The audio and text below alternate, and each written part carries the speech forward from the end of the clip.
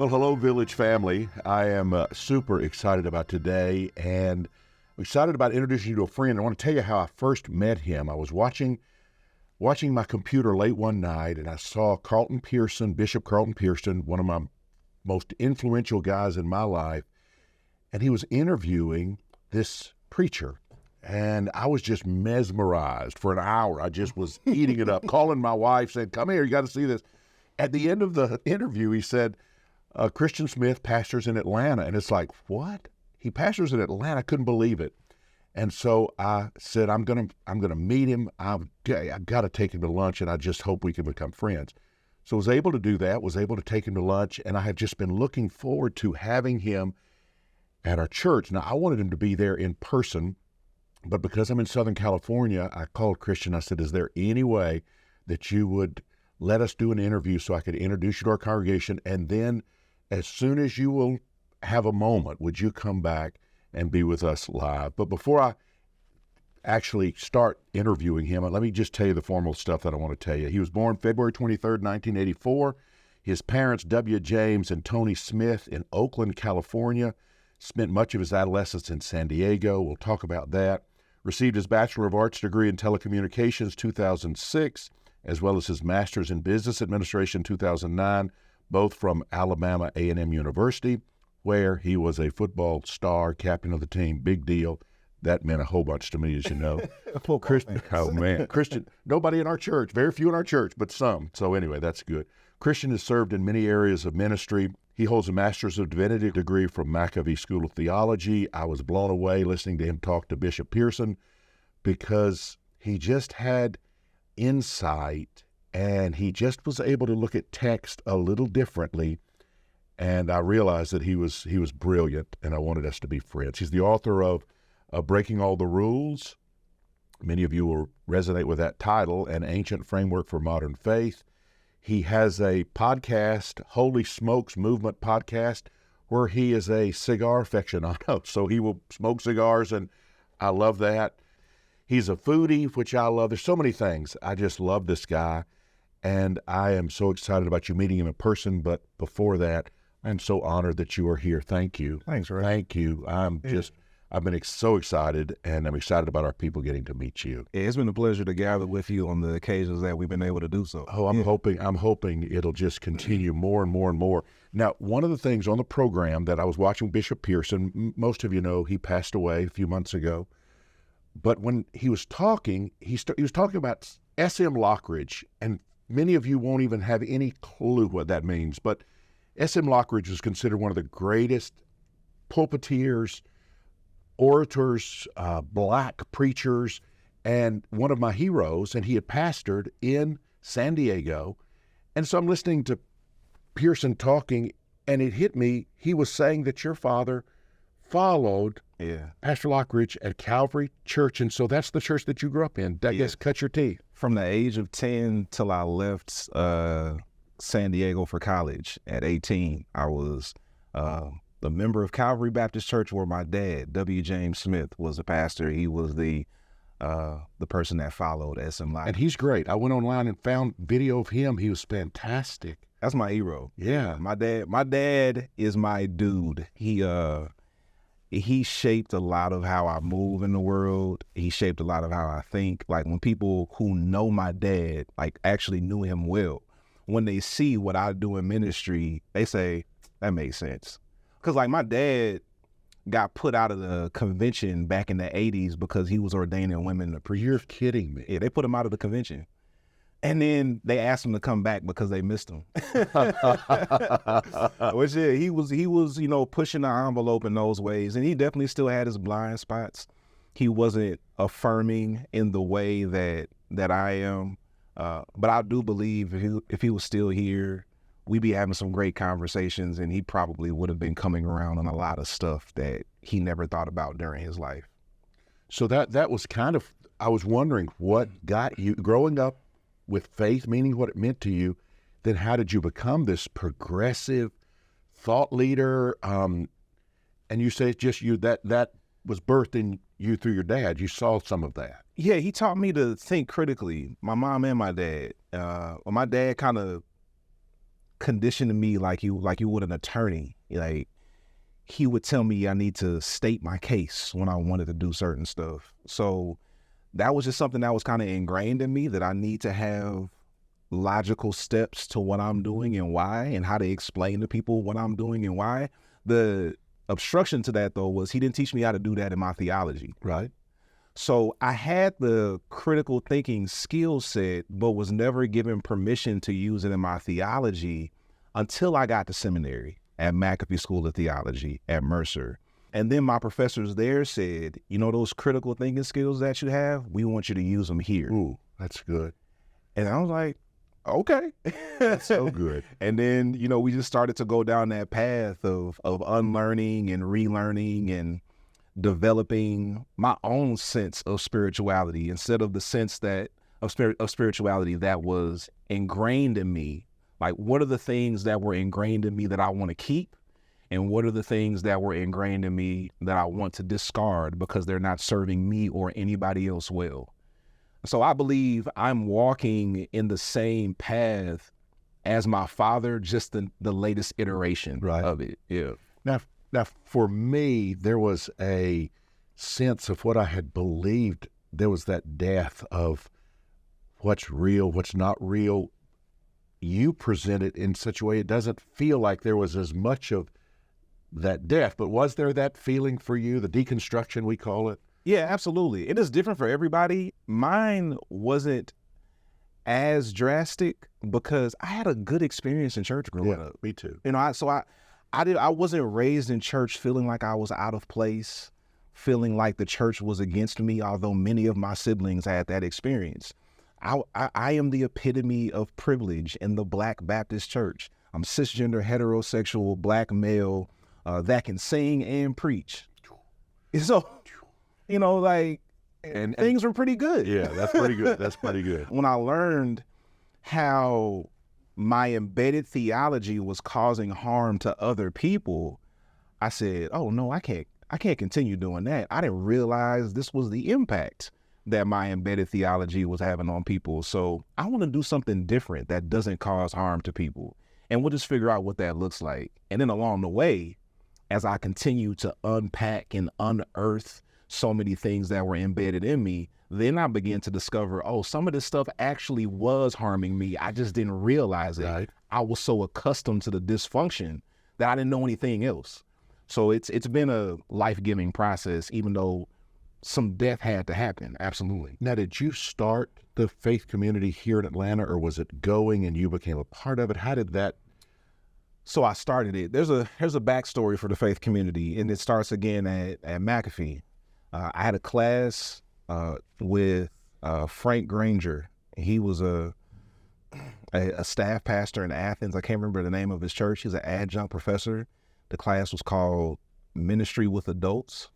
And part of our big assignment for that class was to teach an adult Bible study for 5 to 8 sessions. So the only way I could accomplish that was to call some people and ask them to come to our apartment for a few weeks. So I called some friends and family, said, I got this assignment I need to do for seminary. Can you indulge me for 6 weeks and just come be a part of this Bible study with me? And then we'll be done. And they said, yeah, sure. So we had about 8 or 9 people that came to our apartment. My wife and I, we would host them at our apartment, have little snacks and stuff. And we did a study through the book of James. And I was testing out my facilitation model. I was testing out my theological lens in an actual gathering of people who weren't in seminary. Right. So like, let's see how this goes. And after the first session, my wife looked at me when everybody left and said, you know, you're not going to be able to stop this when this assignment is over, right? And I said, girl, you tripping. Like, I'm not doing this after this assignment. Like, I'm getting this grade and I'm out of here. And she said, okay, we'll see. And fast forward 6 weeks later, we get to the end of the 6th session. And I tell everybody, hey, thank y'all so much for helping me with this. I got everything I need for my assignment. And mid-sentence, they said, whoa, no. This is not ending right here. Like, we'll be back next week. What are we studying next? Right. And that was the beginning of the faith community. Oh, my goodness. That is a great... Now, if I remember the Pearson interview, was there a professor. That wasn't a professor that became a part of your faith community later, was it? Didn't somebody come and become a part of your church? So when we actually moved to make the faith community a public ministry, that's when my professor came in. So for 3 years, we were just a small group that met in my apartment. No desire to start anything different. My goal was to build my clothing business and take care of my family. That way, I would have this small group that meets. That was like my little church. So you're an entrepreneur who has a love for God, is figuring it all out, doing your study in your house, but you're not thinking about being a big pastor or anything like that. No. I tried to avoid it at all costs. One of my classmates, Adam Gray, chastised me one day. He called me to go get coffee, and he just chastised me. He said, "Kristian, what the hell are you doing?" I said, "Adam, why are you talking to me in this tone of voice? I don't understand." And he said, "You have a church in your apartment right now. Why aren't you doing anything with that?" I said, "Adam, I'm not trying to start a church, man. I'm cool. Like, we doing our little study. I don't want that smoke. I don't want that heat." Right. He was like, he said, "I know you, Kristian. You don't want to move that group out of your apartment because if you make it bigger, you have to ask other people for help. And you're accustomed to doing stuff on your own." Right. And that stung a little bit. And he said, "Listen, you don't have to take my word for it. Ask the people in the group what they think about it. If they don't want to do a church, then don't do it." I said, "Okay, I can do that." So I went to everybody individually and I asked everybody what they thought. And their response was, "We've been waiting on you." Wow. So that's when we started to put together the plans for a public ministry, at which point my Hebrew Bible professor, Dave Garber, and his wife, who was a scholar in her own right, Michelle Garber, they became a part of our core team to help us imagine what this ministry could look like. And they've been like faithful members of the ministry since we started, which is like one of the most proud tidbits. Like, I'm just so proud of that the person who taught me how to read the Old Testament calls me pastor is so wild. That's mind blowing. That is. Now, the inclusion, the LGBT inclusion, because that was so impressive, because I didn't see a lot of African-American church leaders who seem to be out there. Well, not a lot of white church leaders that are out there, at least from our evangelical background. Y'all got more than we got. But it's like y'all didn't have many. How did that develop for you? Where did it come from? I guess your dad. I guess part of it's that logic. And my church was, I would say, don't ask, don't tell. Right. Like, we're not going to preach. We were that. People are going to hell. We were that. We're not going to do sermons about them to condemn them, but we also don't affirm them. We want them to get delivered, right? Because that's wrong. That's kind of the space I was raised in. I got to seminary, and I went to McAfee intentionally because, I was like, I know how to do black church. I know black church theology. I want to experience something different. I want to get around people who think differently than me. And we would have conversations in class. And I know there was one conversation in particular where somebody said something about the LGBTQ plus community. And for me, it was just like, yeah, well, that's wrong. Like, I don't like want to harm these people, but I think that's wrong. And my classmates were like, "Kristian, like, tell me more about this," because I'm a nice guy. So they just assumed I was affirming. Right. And when they found out I wasn't, they challenged me on it. And I said, let me sit with this. Let me think about this. And where it really shifted for me was when I looked inward, because I was taught that sexuality was a choice. And my dad even said, and he didn't say this like, in the pulpit, but he would say it like privately. He was like, "Yeah, you can be born that way." He's like, "But you're supposed to be born again," and people are still saying that today. Right, they are. But when I sat with it, I thought about my own sexuality. I said, "Okay, Kristian, did you choose to be straight?" That's profound. Did you wake up one day and go out to the playground at the elementary school and you saw the boys and the girls and you thought to yourself, I like both. Which one am I going to choose? I didn't choose. No. I just like what I like. I discovered my sexuality. I didn't choose it. And once I came to terms with my own sexuality, I knew I could no longer subscribe to a theology that condemned people for their sexuality. So good. And that's just where it started. And at that point, I could not continue in living out that kind of theology. Well, you're talking about it in a way that is deeper and richer than anybody out there. You don't back down from, sometimes I watch and I think, well, he's not going there. Nope, he went there. You don't back down from anything. And it's brilliant. And the way you're doing it, and it's just, I know that people are going to start listening to you because you are way ahead. I appreciate it. Doc Hollingsworth, pastor at Second Ponce in Atlanta. Yeah. He said to me one time, we were having a conversation, real good guy. I like Doc a lot. And he was talking about how, I've started this church as a grassroots thing. So it's just me. And he said, the one thing I love about what you do is that because you're not beholden to all of these other organizations, that gives you so much prophetic liberty. Yeah. You can say your convictions without worrying about what's going to happen because you're talking to the people that you're talking to. And the people you're not talking to don't have any impact on whether your ministry lives or not. So go. Mm-hmm. So I just go. I love that.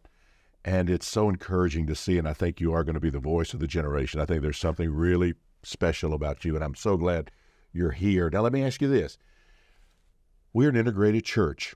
We want to be our best, and we just envision what it could be if it was just this beautiful mix of people. But I hear you talking sometimes about Black church and Black spirituality, and I want to learn. Mm-hmm. I want to. Can you just talk some about how you kind of see church and integration and those kind of things? Yeah. So this is a topic I'm really passionate about. Actually, my next book I plan to write is going to be about culture. Because when I talk about Black church and Black spirituality, I'm just talking about Black culture. Mm-hmm. We have a culture that our ancestors transported from Africa to here in the transatlantic slave trade. We had a history before we ever got here. We had spirituality before we ever got here. When you look into Igbo and Yoruba and all of these different African spiritualities, that is our heritage. That's our core. But then we go through this transatlantic slave trade, this perverted, distorted version of Christianity is imposed onto us. And then many of us, because of our genius, figured out ways to slip our African spirituality into that. Particularly when you look at people of African heritage who landed in Catholic communities, because the Catholics have so many patron saints. African spiritualists were able to shield their deities under the names of these Catholic saints. Right. So we found ways to hold on to that. So when you look at the Black church experience, it is drastically different from any other Western church experience because of the African influence. So I'm just one of those people that's different, because a lot of people in my community feel like we either got to hold on to the Black church or we got to go back to African spirituality. But I believe both of those are us, right? The African spirituality that we had before enslavement is a part of our heritage. The Black church that we created post-enslavement is a part of our heritage. And I want to keep the best of both of those in how we move forward. So the Black church experience is really about culture. And when you walk into a Black church, you experience a different culture. So my ministry, it has white people in it, but culturally, it's a Black cultural experience. Mm-hmm. And the white people know that, right? Because... And I guess they're hungry for it. They're desiring to experience that. They want to experience what that's like. I don't know if they're hungry and desire that experience.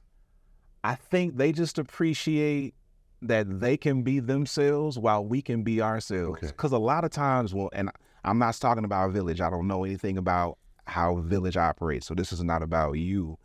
But a lot of times in white-led spaces, Black people are expected to assimilate to the culture of the space. And if we don't assimilate, we don't fit in. Right. And that has been what we have seen. We don't want it to be like that, but that has been kind of the way it is. And so you're nailing it. That's exactly true. Yeah, and I tried when we first started the ministry to, have a space that brought in all of these different cultures. And I promoted it. I actually started with a pastoral team. It wasn't just me. I had two partners. One of them was a white male. Right. That didn't work out. And part of the reason it didn't work out is because they didn't understand the magnitude of that task, bringing people together culturally in a worship experience, because our worship experiences are so drastically different. Mm-hmm. I said, that's going to be the most difficult part, because I come from a background where we shout and we dance. You come from a background that is solemn and silent. How are we going to bring those two things together? That didn't work out. And it wasn't even because of the whole worship piece. It was just, other things that caused it to not work out. But I realized as we were building this ministry that Black people needed a space. Mm-hmm. Like Black people just needed a space to be Black and not have to worry about code switching, not have to worry about who's going to hear what we saying. Are they going to understand it? It's like, when you come here, you be yourself. Right. You be your, can I cuss? I think you can, yeah. You come here and be your Black ass self. Right. And anybody who is uncomfortable with Black people being Black doesn't have to be here. Yeah, they won't be there. And if you're comfortable with Black people being Black, we comfortable with you being you. And that's just kind of how we've created this. I wonder if it ever could be. If could you ever envision in the future a space that was? Are there any churches that you've ever seen that were able to do it? I think about Paul back in the day. I have never seen a successful Black-led multicultural church, because in my experience, white people don't like to submit to Black leadership. Black people will submit to white leadership. That's all we've ever known, right? In this country, we've been under the authority of white people in many different ways. So it's not difficult for us to go into a space led by white people and get with the program. White people struggle with that. Who wrote Jesus for the Disenfranchised? Was that we know who it is, but he had the big church in San Francisco back in the I wonder what that church was like, because I've always thought how cool it was that he was brilliant and that it was interracial and it was Black-led. It wasn't Howard Thurman. Yes, Howard. It was Howard Thurman? Yeah, okay. Yeah, Howard Thurman. Right. So anyway, interesting conversation. I hope everybody's keeping up with this, because it's interesting, and I listen to everything you say, and because I know you know and you're thinking about it, and that means a lot. Let me ask you this. Mm-hmm. Black History Month, and we are, again, we're wanting to be so much better than how we grew up. There's so many things that I didn't even know until the last 10, 15 years. I think about the Tulsa massacre. That was something that college, graduate school, how do you never, ever know about that? Has anything surprised you where you, as an adult, you say, sheesh, I didn't know that? Or were you pretty well equipped to know all the things that had gone on? It's impossible to know all the things, but I knew enough to not be surprised when I learned something. That's true. I'm not surprised, but it's like I had no idea that had happened. Yeah, it's like I was raised to understand many components of my history. My education growing up didn't go back into like African spirituality, but the history of my people here, that was really reinforced for me when I was a kid. So yeah, I knew about the Tulsa massacre. I didn't know about a lot of the other massacres that happened, but I know the You're not surprised. Yeah, I know the meta narrative of transatlantic slave trade, chattel slavery, gotcha. Reconstruction, Jubilee, Black codes, all of these, Jim Crow, lynching, prison industrial complex. I know those overarching things, but there's always little stories in there that you never heard. Right. And this reminds me of a book that I read called Lies My Teacher Told Me.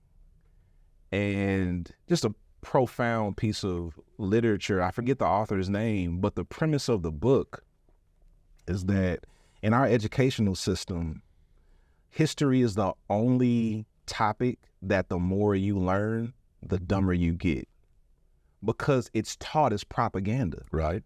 So the winners have to hold the narrative. They're the ones that get to tell the story. Yeah. You have to do so much extra work to learn the true history, because what you're taught in our educational system is sheer propaganda most times. Right. So for people who are trying to become anti-racist, I think the first place to start is start educating yourself. Start reading books by Black people who talk about race. That's right. Right. And sit with that. Do it in community with other people. Read it together. Ask questions. Because, that's a great place to start. It's just by educating yourself on what's going on. Because when you start educating yourself, you can't unknow what you learn. Like, It's there. You got to do something with it. So I encourage people to start with education. So that makes perfect sense. The churches that diversify leadership do the best job. And like leadership as far as like decision makers, people who help to shape the direction of the ministry. A lot of times what I've seen is like you get white churches with Black people. Well, Black people don't shape anything there. They just have to shape shift. So that's where I see the most work being done. I was sharing with some of my colleagues in this deconstruction space, because now the deconstruction community is a community of its own. Like, we have colleagues who do this work, and I've been talking to some of my white colleagues about how what happens in this country, because white voices are amplified primarily, that becomes the default. So in the deconstruction space, when you hear the term deconstruction, it's usually referring to white people deconstructing. It is.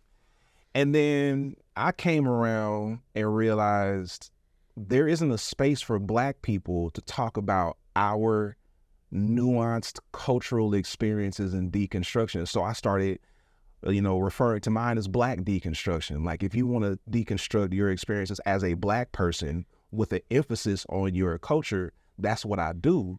And some people will say, why does it have to be Black deconstruction? And I tell them, because when y'all started about deconstruction, you just didn't say white, but that's what you meant, because you wasn't talking about Black people's experiences. And that's what I see as the problem with most institutions in this country. White people do stuff, and then once they get it all built up the way they want to build it, hey, Blacks, come be a part of what we built. Well, nah, you got to include us on the front end. If you want us to really feel like we're a part of it, you have to include us in the decision-making process. You got to allow us to help shape culture. You have to listen to us. That's it. Yeah. So I think that's where people can have the most impact. It's like, just listen to Black people. And I hope as people are watching, as you're maybe listening in the village service, I hope you are hearing this. It is so necessary, and it's a learning process, because we have had the microphone. We've had the microphone. And to be able to say, will you take the microphone and will you talk and let us just listen and learn? We've talked about it with female theologians and LGBT theologians and African-American culture curators who are able to say, this is the dots that y'all have never understood. And it's important for us to do that. And we need classes on how to do it, because we don't have any experience with it. And it's not just a white problem. Let me say that. It is a white problem, but it's not just a white problem, because I have to do it in my space. Like I said, within the Black church, I am the epitome of privilege. So it would be really easy for me to create a space where my voice is the only authoritative voice. It'd be really, really easy for me to do that. And most people wouldn't have any issue with it, because that's what most people know. But we in our ministry had to be very intentional about how do we create space for women to lead.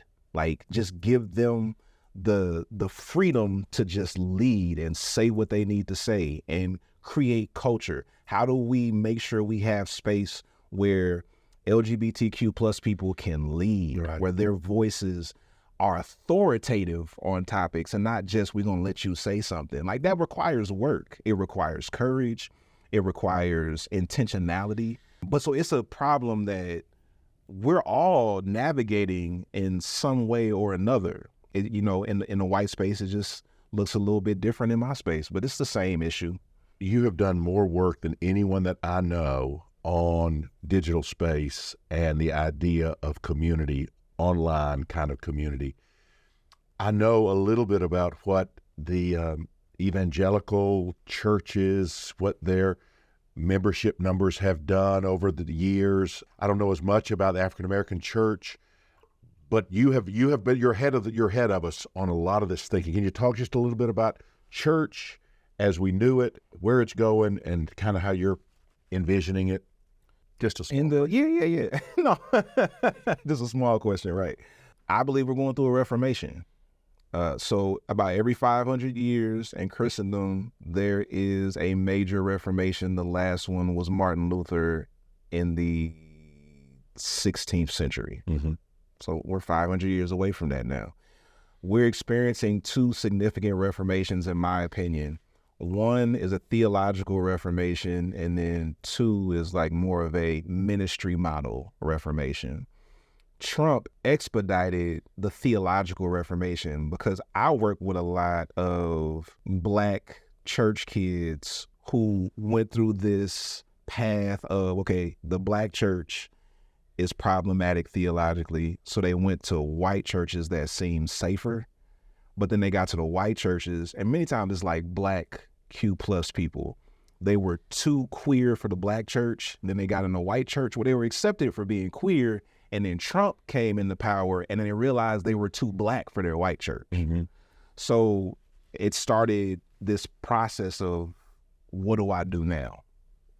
So that's a major theological reformation that we're seeing happening across the board, which is why the evangelical church is so hell-bent on demonizing deconstruction. Mm-hmm. They want to create their own narrative about what deconstruction is, as if it is like anti-gospel, anti-church, when it's really just people trying to figure out what they believe and why. Right. So we have this theological reformation that's happening, but then we also have this ministry model reformation that's happening, which was expedited by the pandemic, because a whole lot of people during the pandemic, it was the first time in their lives they couldn't go to church, Mm-hmm. right? And then a lot of people realize, I don't miss it. Right. And my church told me during the pandemic that God would meet me on the stream. If we got together on the stream or on the Zoom meeting, God would be there with us then. So you're hard pressed to convince me now that God will no longer meet me on the stream because we have the option to come into the building. Mm-hmm. So we're seeing a significant shift in how people do church. Even if they don't evolve theologically, they're evolving in how they do church. I'm in the middle of both of them. I'm in the middle of the theological reformation and the ministry model reformation. And we're just like navigating how that plays out, which is very interesting, because like doing one is enough, but doing both of them at the same time is a beast. It is. Yeah. Maybe it's stage of life. I love when I listen to you and I hear the energy and the way you're thinking about it. It is very encouraging to me, who's like a generation older, and I'm thinking, wow, he's on the cutting edge of this. He's figuring this thing out, and he's going to be helping us as we move into the future. It's very exciting to me. I appreciate it. I love what I do. I'm very passionate about it. So much of what you do is online. Do you do things like, we want to have you at the Village just to preach? We would love that. Do you have opportunities where we can come to one of your services? We could. Oh yeah, we're in the process now of working back up to our in-person gatherings. The faith community is not an Atlanta church. It is a digital church. So I would say maybe 20% of members of our community actually live in Atlanta. The other 80% are scattered all throughout the country and other countries as well. we are right now working on some things internally about how do we responsibly do worship. And I mean like fiscal integrity, financial responsibility, which is a part of that ministry model shift. Because we're a digital ministry, a lot of times in the digital space, people feel no obligation to support the ministries that they glean from because everything is a click away. Mm-hmm. So I jump on this stream. If I like it, I stay. When I don't like it anymore, I go to the next stream. People can visit 10 churches in 10 minutes if they want to because of the way the ministry model is changing. Well, with that in mind, everybody has to figure out how to adjust. So ministries are trying to figure out how do we adjust to this? And we're going through that internally as well, where we're figuring out what does it look like for us to host these consistent gatherings and who is going to be a part of the movement to go in that direction. And that's what we're fleshing out. So right now, we're on pace right now to gather 2 to 3 times in person this year. But your congregation, which you said is digital and it's not just Atlanta, it's all over the world, I would guess, you guys are growing. I can just tell that there's energy there that's impressive. It's fun to watch. We're definitely growing. We went through a major transition last year because I didn't have a blueprint for how you're making it up. You're figuring it out. Yeah. Yeah. Like, we jumped out of the plane and started knitting the parachute on the way down. Right. So the first 5 years of this ministry was just grueling. It was tough. Hair started falling out, super stressed out, stress eating, gaining weight, just grueling to figure out how do we do this in a sustainable way? Because for the first couple of years, we were trying to find our identity. And we found our identity. Then it was like, okay, now we got to find our people. So when I got on TikTok, that's when we found our people. By the way, you guys all need to follow him on TikTok, follow him on Instagram. It is brilliant. I watch and I think, he's on it. So we'll make sure we have on the screen all the information. Please follow. I appreciate it. So yeah, we had to find our identity. Then we had to find our people. And then when we found our people, it was like, yes, now we're moving in the right direction. We found our people. We found the people who need what we're offering. And they came in the droves. Like we started a digital community that initially, it was like 20, 30 people in the digital community. And by this time last year, it was up to 3,500. The problem we ran into was that the people we were serving did not feel any obligation or compulsion or anything to reciprocate that. Right. So then we had to figure out, all right, we established our identity, we found our people. Now, how are we going to make this sustainable? Because we can't continue to do this as a passion project that is self-funded. That's not feasible. I'm going to die young if I do that. Mm-hmm. So last year we went through that transition, and now I think we found our rhythm. And we've figured out how to do this long-term in a sustainable way where everybody is taken care of from the pew to the pulpit. That's awesome. That's so good. I appreciate it. If you had one word, people are watching this sitting in a Sunday morning service. So they're sitting there, had their week, they're sitting here, they've just listened to this intellectual discussion about all kind of things.